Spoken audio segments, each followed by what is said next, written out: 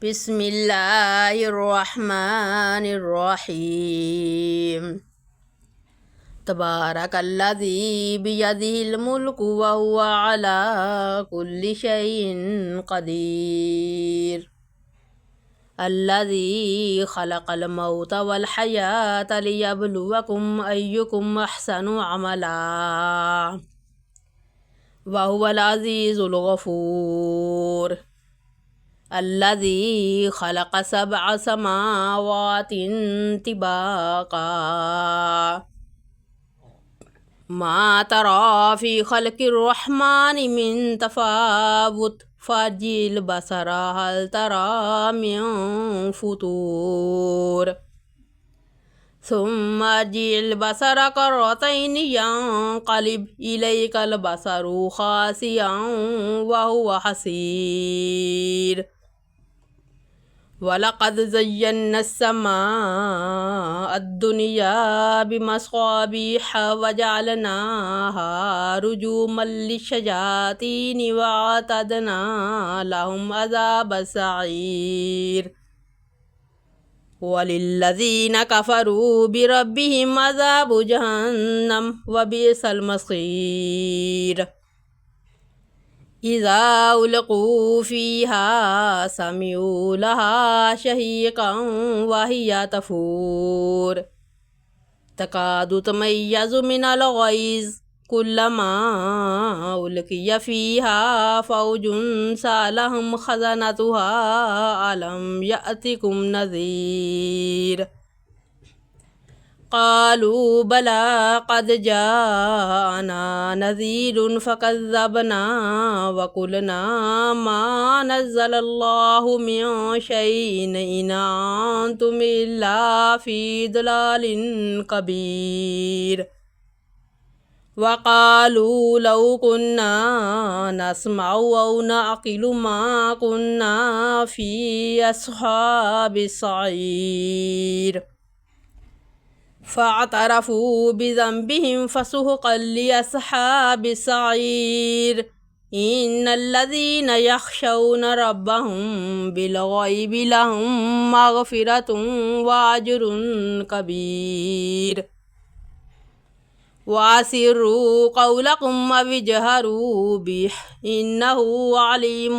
بذات الصدور ألا يعلم ما خلق وهو اللطيف الخبير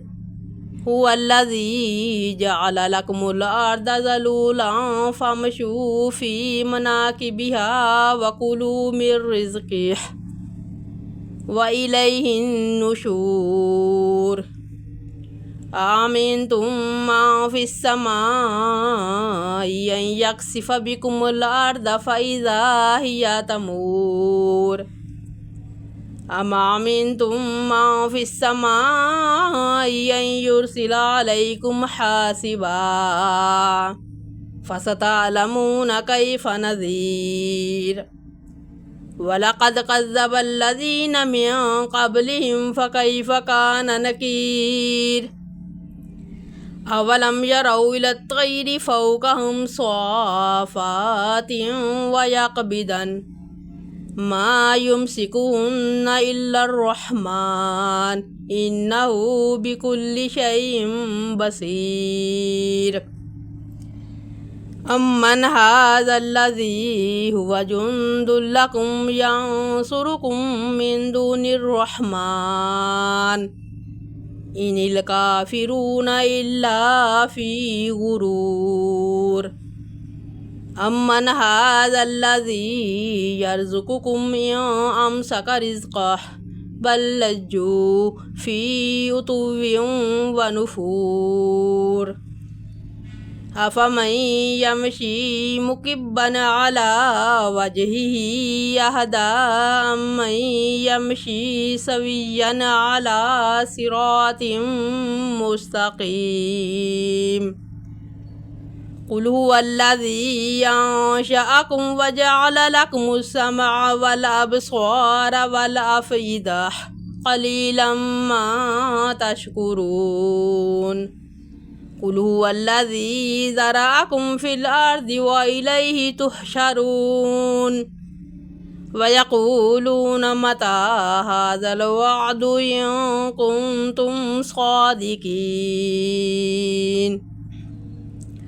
قل إنما العلم عند الله وإنما أنا نذير مبين فلما رأوه زلفة سيئت وجوه الذين كفروا وقيل هذا الذي كنتم به تدعون قل أرأيتم إن أهلكني الله ومن معي أو رحمنا فمن يجير الكافرين من عذاب أليم قل هو الرحمن آمنا به وعليه توكلنا فستعلمون ما هو في ضلال مبين قل أرأيتم إن أصبح ماؤكم غورا فمن